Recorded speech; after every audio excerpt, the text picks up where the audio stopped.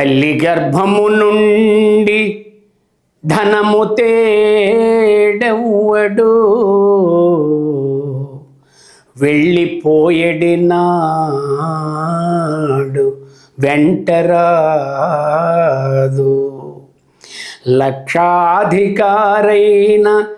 లవణ అన్నమెగాని మెరుగు బంగారంబు మృంగబోడు.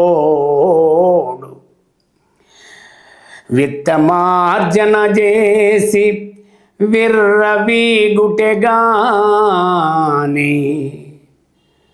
కూడబెట్టిన సొమ్ము కుడువబోడు.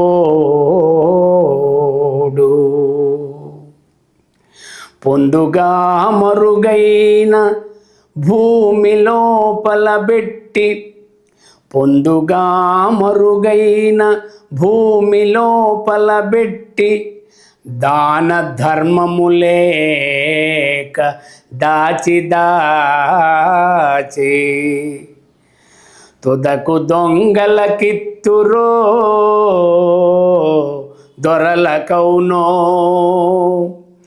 తేనె జుంటి గలియవా తెరువరులకు, భూషణ వికాస శ్రీధర్మపుర నివాస, దుష్ట సంహార నరసింహ దురిత దూర.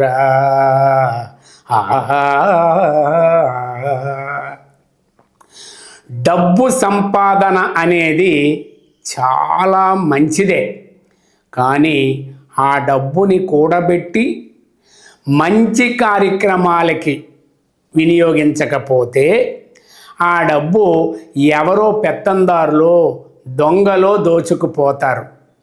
ఉదాహరణకు, తేనెటీగలు తేనెను సమకూర్చి పట్టును పెడతాయి, కానీ ఆ తేనె బాటసారుల పాలు అవుతుంది.